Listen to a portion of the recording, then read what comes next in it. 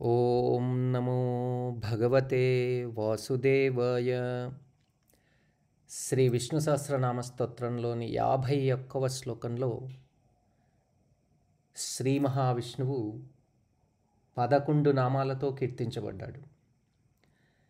ధర్మగుప్ధర్మకృద్ధర్మి సదసత్క్షరమక్షరం అవిజ్ఞాత సహస్రాంశర్విధాథ కృతలక్షణ.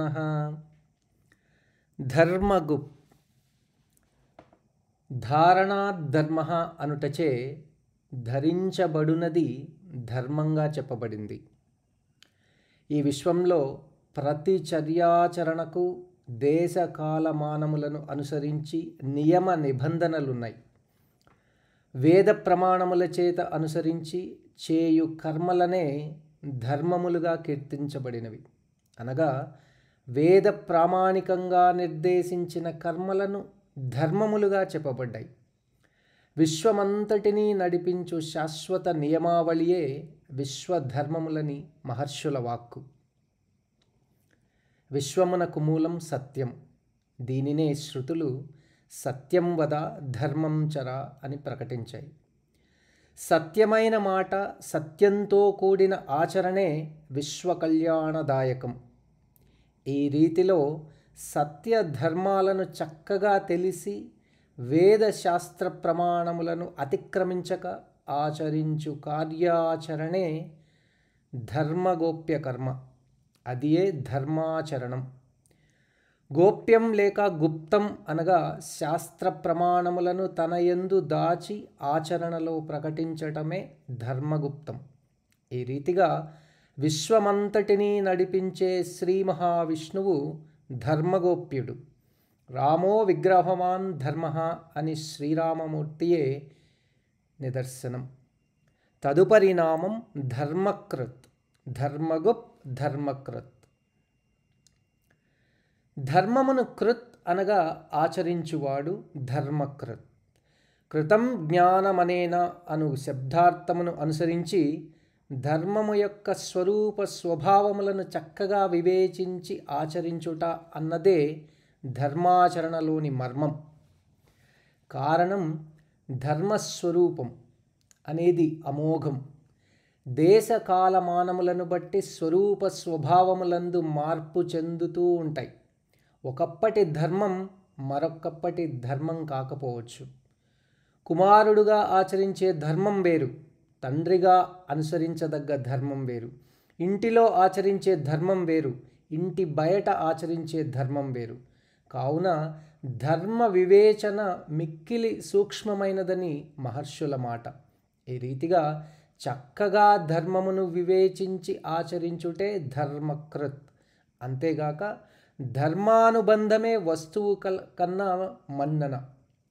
కావున ధర్మమును ఆచరించుటలో తానే ధర్మమూర్తిగా శ్రీరాముడు ప్రసిద్ధి. ధర్మరక్షణకై పరమాత్మ అవతారాలు. చాతుర్వర్ణ్యం మయా స్పష్టం గుణకర్మ విభాగశః అనుటచే ధర్మకర్త కూడా పరమాత్మయే. తానే ఏర్పాటు చేసిన ధర్మములను రక్షించువాడు, ఆచరించి చూపువాడగు శ్రీ మహావిష్ణువు ధర్మకృత్యుడు. తదుపరి నామం ధర్మి. ధర్మకృత్ ధర్మి. సర్వాచరణ సృష్టి నానావిధ వస్తువుల కూర్పు. ఆకాశాది పంచభూతములు, గుణత్రయాలు, సప్తధాతువులు, సూర్యచంద్రాదులు, అష్టదిక్పాలక వర్గము మొదలగునవి సృష్టిగతములు. ఉదాహరణకు ఆకాశం, వాయువు, అగ్ని, జలం, భూమి పంచభూతములు. వాటి గుణములు వరుసగా శబ్ద, స్పర్శ, రూప, రసగంధములు. ఈ గుణభావములే వాటి ధర్మాలు. ధర్మమన్నది గుణమునకు సంకేతం. వీటి గుణములే వాటి ఉనికికి కారణం. మరో విధంగా పంచభూత గుణభావములు వాటి శక్తి తత్వములు. శక్తి, శక్తిమంతునకు భేదం లేదను ప్రమాణాన్ని అనుసరించి పరమాత్మ సర్వగతమును తెలియజేస్తుంది. గుణభావములు ధర్మములుగా చెప్పబడిన సర్వగతమగు ధర్మం విష్ణు స్వరూపంగా చెప్పబడింది. ఆ ధర్మమునకు రూపం మగు పరమాత్మ ధర్మిగా కీర్తించబడ్డాడు. అందుకే శ్రీరామచంద్రమూర్తి ధర్మమూర్తిగా, ధర్మస్య ప్రభు అచ్యుతః అని కీర్తించబడ్డాడు పరమాత్మ. ధర్మగుప్, ధర్మకృత్, ధర్మి అను 3 నామాలు పరమాత్మ స్వరూపం ధర్మమని, ధర్మాచరణే పరమాత్మ సేవగా తెలిసి చరించువాడు కాబట్టి ధర్మి అనగా శ్రీరామావతార విశిష్టతను గుర్తు తెచ్చుతోంది. తదుపరి నామం సత్. ధర్మగుబ్ధర్మి, కృద్ధర్మి, సత్. సత్తు అనగా శక్తి, సర్వమునకు మూలం శక్తి, ఉనికి కూడా. భగవంతుని లక్షణం, స్వభావం శక్తి. ఆ శక్తియే సర్వత్రా నానావిధ రూపనామక్రియలందు ప్రవర్తిస్తోంది. దాని వ్యాపకత్వమే సర్వసృష్టి. రూపనామాలు వేరైనను అందు నర్తించుచున్న శక్తి మాత్రం ఒక్కటే. సర్వమును కదిలించున్నది, సర్వమునకు చైతన్యాన్ని ప్రసాదించుటచే చిచ్చక్తిగా గుర్తించబడింది. శాశ్వతమగునదిగా సత్గా కీర్తించబడింది. రూపనామ క్రియలు లేకున్నను అక్షయంగా ఉండు అస్థి భాతి అనగా ప్రకాశాత్మ ఏదైనదో అది సత్ అంటే శాశ్వతం. పరమాత్మ సంకేతం కూడా. శాశ్వత సత్యమేదో అదే పరమాత్మ, పరబ్రహ్మం. మాయా అంటే భ్రమ. ఉన్నది లేనిదిగా, లేనిది ఉన్నదిగా భ్రమించుటే మాయా లక్షణం. ఈ మాయకు అతీతమైనది సత్యం. మాయకు ఆధీనంగా నడుచుచున్నది పరమాత్మ. దానినే ఏకం సత్విప్రా బహుదా వదంతి. ఏకమగు పరమాత్మయే తన మాయచేత నానావిధ రూపముల ద్వారా వ్యాప్తి చెందును.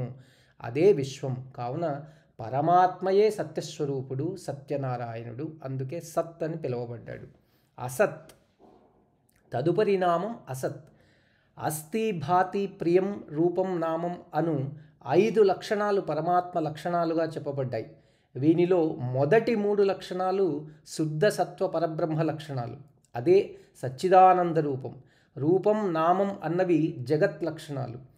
రూపరహితుడగు పరమాత్మ రూపనామ గుణక్రియల ద్వారా ప్రకటించబడుటయే జగత్తు. సర్వదా మార్పులకు, పరిణామాలకు లోనై చరించు ఈశ్వర చైతన్య రూపమే జగత్తు. మాయావరణతో కూడిన పరమాత్మ స్వరూపం కూడా జగత్తే. శాశ్వత భావం లేని సత్పదార్థం అసత్.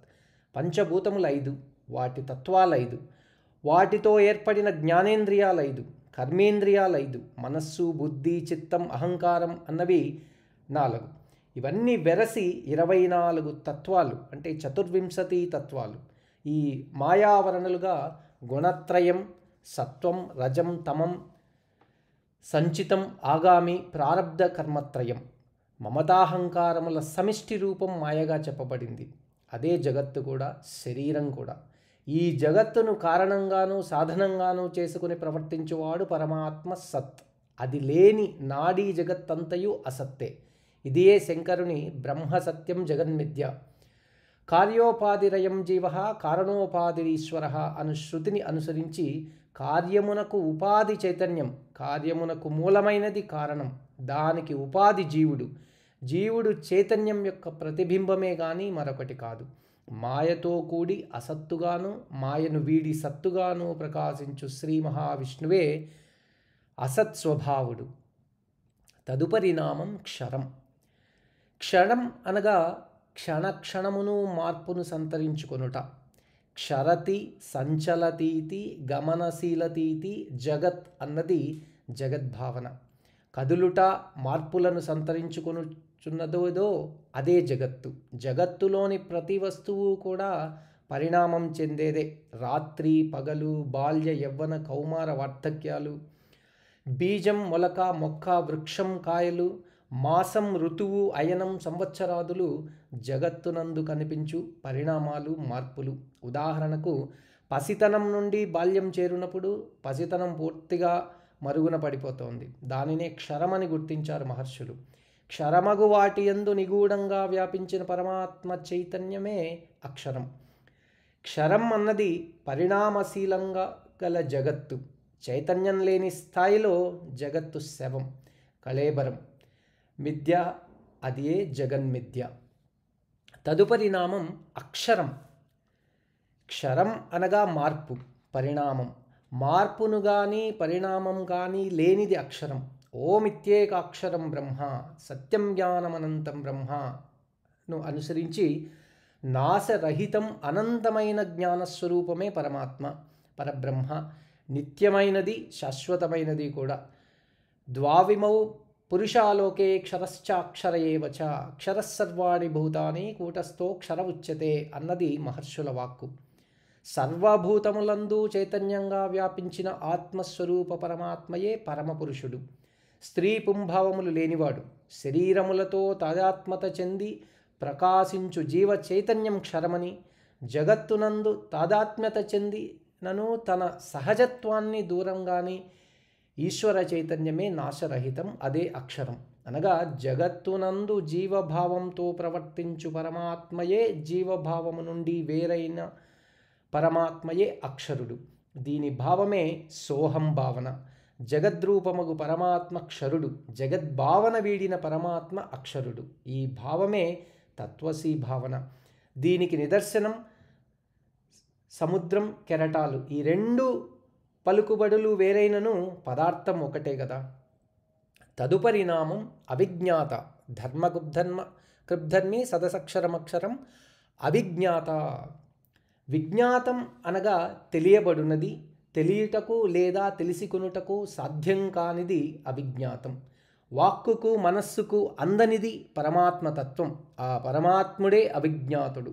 ఆ అవిజ్ఞాతుని తత్వమే అవిజ్ఞాతం. దీనినే శృతులు విజానాతి అనుభవతి కర్తృత్వాదికం ఇది విజ్ఞాతః జీవః అన్నాయి. కర్తృత్వం అంటే సర్వకార్యములకు తాను కారణంగా తలచుట, కార్య సాఫల్యమే అనుభవం. అట్టి అనుభవ జ్ఞానమే భోక్తృత్వం. అనగా చేయునది తానే, దానిని అనుభవించునది తనే అన్నది కర్తృత్వం, భోక్తృత్వం. ఈ రెండును జీవ లక్షణములుగా చెప్పబడ్డాయి.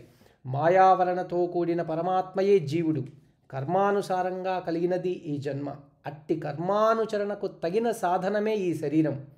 అదే ఉపాధి. మమత, అహంకారములు, రాగద్వేషాదులే మాయా లక్షణాలు. అదే అజ్ఞానం కూడా. దీని ఫలితమే జనన మరణములతో కూడిన ఈ శరీరం. శాశ్వతంగాను తత్సంబంధ బాంధవ్యాది అనుభవాలు కూడా సత్యమని భావించి ప్రవర్తించుట అన్నది మాయ. ఈ భావాన్నే వికల్ప జ్ఞానం అంటారు. అనగా జీవభావం. ఇట్టి జీవభావనకు అతీతమైనది పరమాత్మ జ్ఞానం. అనగా పరమాత్మకు జనన మరణములు, కర్తృత్వ భోక్తృత్వ భావాలను లేవు. నిత్య సత్యస్వరూపుడాయన. సర్వమునందు వ్యాపించినను దేనిని స్పర్శలేని స్వయం ప్రకాశకుడన్నదే సుస్పష్ట జ్ఞానం. దానిని తెలిసిన వాడే అవిజ్ఞాతుడు. ఆ జ్ఞానం అవిజ్ఞాతం. ముగింపుగా కర్మచేత కలిగిన శరీరం అసత్యం. ఏది అసత్యమో అది జీవభావం, విజ్ఞాతం. శాస్త్ర ప్రమాణ విచారం చేత మాయను చక్కగా వివేచిస్తే జీవభావం తొలగి సర్వత్రా పరమాత్మ భావన సుస్థిరమవుతుంది. అట్టి జ్ఞానమే ప్రజ్ఞానం. ప్రజ్ఞానం బ్రహ్మ అని శృతివాక్యం. శ్రీ రమణుల వారి నేనెవరు అను సాధనాంత జ్ఞానం కూడా. జ్ఞానం వస్తువు, జ్ఞాతం వస్తువును తెలియవాడు, జ్ఞేయం అంటే తెలియబడుట అని వివరణను త్రిపుటి అంటారు. ఈ మూడింటి ఏకత్వమే కార్యం. దీని అంతిమ రూపం జ్ఞానం. సర్వత్రా అనుభవనీయం జ్ఞానం. చివరకు మిగులనది కూడా జ్ఞానమే. అదే సర్వత్రా నిండినది, మరొక దానికి తావులేనిది. ఇట్టి సంపూర్ణ జ్ఞానాన్ని ఎరిగిన శ్రీ మహావిష్ణువు అవిజ్ఞాతుడు. తదుపరి నామం సహస్రాంశు. ధర్మగుబ్ధర్మి సదసక్షరమక్షరం అవిజ్ఞాత సహస్రాంశు. అంశువు అనగా కిరణములు, వ్యాపించు లక్షణములు కలవి కిరణములు. సహస్రం అనంతవాచకం కావున అనంత కిరణములు కల జ్యోతిస్వరూపుడు పరమాత్మ.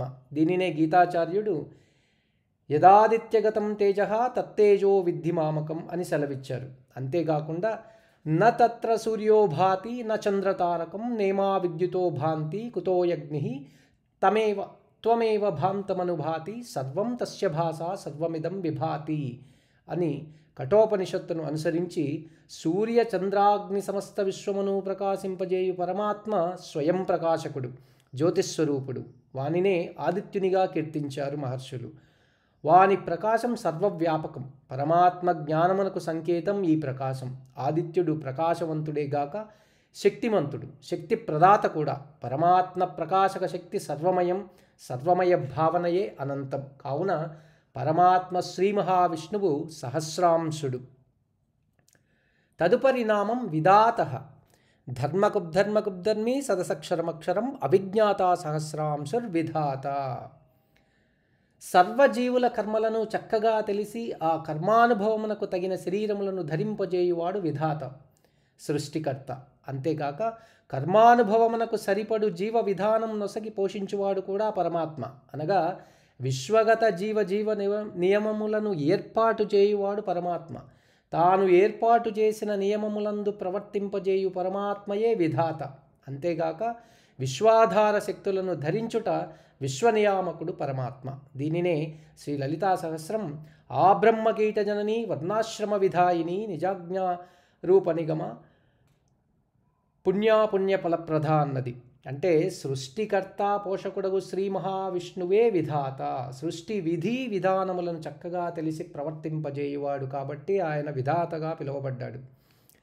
తదుపరి నామం కృతలక్షణ. నిష్కలో నిరంజనో నిర్వికల్పో నిరాఖ్యాత శుద్ధదేవో ఏకో నారాయణ.